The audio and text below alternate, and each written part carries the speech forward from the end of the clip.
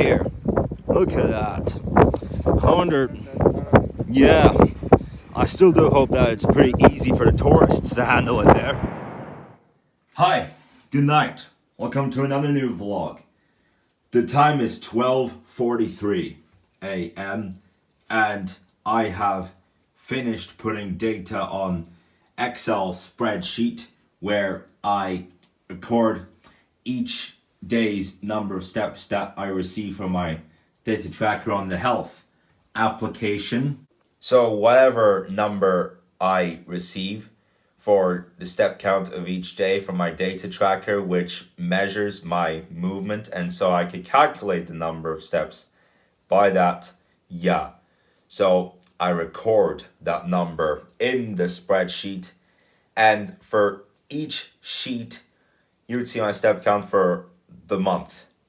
And usually I would rank them from 1 to 30 or from 1 to 31. If we're talking about February on a normal year, then we're talking about 1 to 28. But if we're talking about that leap month, then we're talking about 1 to 29.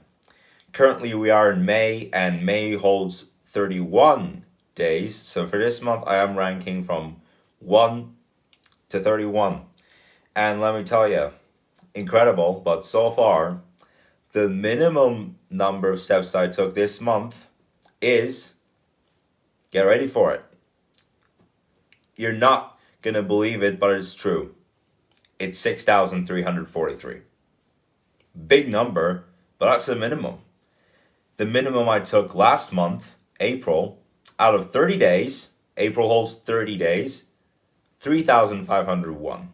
Yeah, it has been like 2 weeks though since the last time I took care of that presentation that I typically work on Google Slides. Anyways, yes, obviously now it is the next day, another nice sunny day.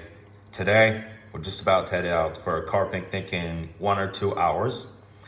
So guys, you might know, if you check the calendars, we are halfway between the time that I explain to you guys the scenarios of how I will do this big quarantine challenge over the next winter, and the time that we actually start the trip. Because depending on how the trip goes, like, here's the thing. Typically I will quarantine myself for 14 hours on a regular weekday from 6 p.m. to 8 a.m. the following morning, and a total of 62 hours from 6 on Friday to 8 in the morning on Monday. And that even depends on how the trip goes. If the trip goes good or better than 2019, or even like 2019, I'll keep that plan.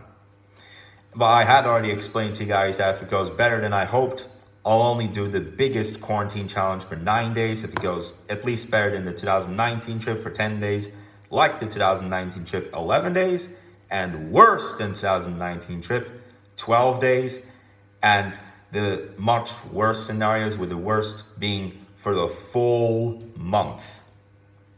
Yeah, so I had explained all that, like the number of days plus the 14 hours that I would spend at home on a normal work day.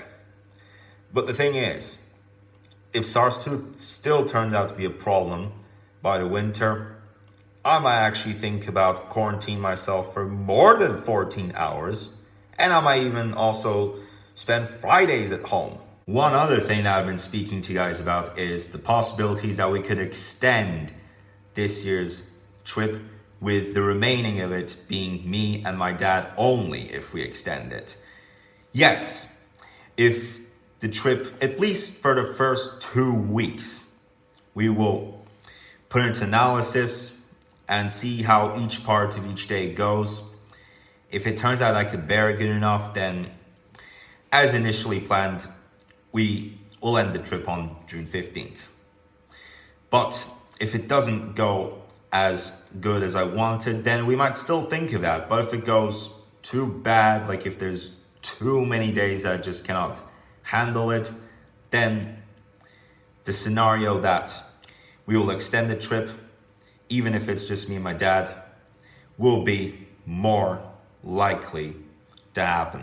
But yes, I had already made it clear that if we do extend the length of the trip, then in the remaining, from June 15th, whatever number of days remain in the trip, it will just be me and my dad. So if the first 2 weeks goes terrible and I suddenly decide to stay at home for 12 full days, do the quarantine challenge for 12 days, but then it gets a little bit settled in the third week, and then when it's me and my dad only, then it gets so much better. Then I could still think of it again. Of course, I'll think about it again multiple times with analyzation and comprehension, brainstorming. That's how I will do this. I'm not just gonna make up my own rules like a dictator, like a king of the authorities. Not gonna do that. I am going to comprehensively analyze how each day, each part of each day specifically goes. And in the event that we extend the trip, even if that extension doesn't go good or if it goes terrible, then that's the scenario that I could quarantine myself for 12 days instead of 10. Yeah, that could happen. Those are just some scenarios. But better to look into the best case. So if this portion of dates from May 25th, when we start the trip, until the date that we fill 2 weeks of the trip, which is June 8th. So between May 25th and June 8th, between those dates, if this trip goes perfect enough during this portion of dates, then if it goes perfect, like without even a single day of a deceit, then we will end the trip on June 15th no matter what, and I'll only do the quarantine challenge for 9 days. If it turns out to be at least less than 3 days, then for 10 days and we still end the trip on June 15th. 3 or 4 or 5 days, then the extension will come into mind and the challenge will be 11 days. However, more than 5 days from May 25th to June 8th, it will still be indefinite whether I will do the challenge for 11 or 12 days, but definitely we will extend the trip. And if the period of extension where it's just me and my dad, if it goes good, then the challenge will be 11 days. If it goes perfect during the extension time, I could even drop that to only 10 days. But even if during the extending period doesn't go good, like if it goes bad as well, that part, along with the others, then that will be 12 days of quarantine challenge, and I will put that video on my gaming channel, and that is me as Mr. Different. So yes, today it is halfway through me explaining my Mr. Different instructions and how I will implement them, and the day that we start our trip. Well, that's all with that. Mr. Different is just who I am. And now, car picnic time. No, there ain't no stopping us. Fly without boarding pass. Couldn't catch me, I'll be moving fast. Call me a shooting star. Let 'em know who you are. What is he doing? Look at it. Oh, there's more than one. There's even one behind that we've passed. That was strange. So 4 or 5? Yeah, there's 4. There's 4 cows. Incredible. One of them was white and brown, and the other 3 were white and black, like typical cows, typical cow skins. And them again. Oh, there Wow. are so many. Yeah, this spot there's so many cows. Even though there's not like a traffic jam of cows, you can see the cows where they are. Yeah, we just saw 4 cows in the traffic like 3 minutes ago, and that was, I mean, even say unexpected would be awkward. Instead of stopping for the cows, they Oh, stop for my- the deer. Oh my god, so they would feed the deer when he's hungry. When is it? Not even, Just like the horse is running in the middle of the road and we're about to hit him. Yeah, Yeah. Like antelopes in the middle of the forest. Yeah. Wow. That antelope was so close, but we were so lucky to not to be. I know. not to- Yeah, but the thing is, how fast are deers versus how fast are antelopes and how fast are cows, right? Well, first of all, antelopes and deers can be very fast. Yeah. Okay, well, good thing that this is a pretty empty What is this guy road. doing here? Well, what if she's a beggar? Well, anyways, I was just her saying. husband is collecting Ah, fruits. okay, yeah, I was just saying that good thing that it's empty because one time we had come on this road to do a car picnic, and all of a sudden there were a bunch of cows that blocked the traffic and it was difficult to get out. And I remember right behind us there was a public transportation vehicle in front of all those cows present in that traffic. Like just some minutes ago we saw 4 cows, but we're talking about at least 60 cows at this spot.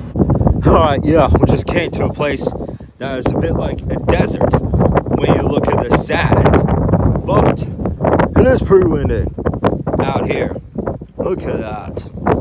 I wonder, yeah, I still do hope that it's pretty easy for the tourists to handle in there. This is kind of like a Yeah, this, inside.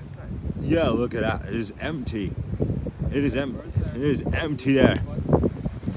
Yeah, so we're talking about like one thing that used to be a lake. Pretty strange. Yeah, so all these birds are in there. It's completely dry. There's hardly any water in there. And right there where the tourists are swimming. Well, anyway, yeah, let's head back. Yeah, it's still pretty windy out there. It's gonna be a struggle heading back. Oh, thank you, Mr. Bodybuilder. Yes. Freaking crazy drivers we're having in 2021. Oh, this guy was a nice guy. Yeah, he was, but the I thing wouldn't is, mind but the waiting for thing him to is, finish up, but he I was mean, nice of enough course to I move it. agree with that. He's nice, but the thing is, I wouldn't just park my truck in the middle of that road. I don't even care if it's for essential things. I just wouldn't park any vehicle at the middle of the road.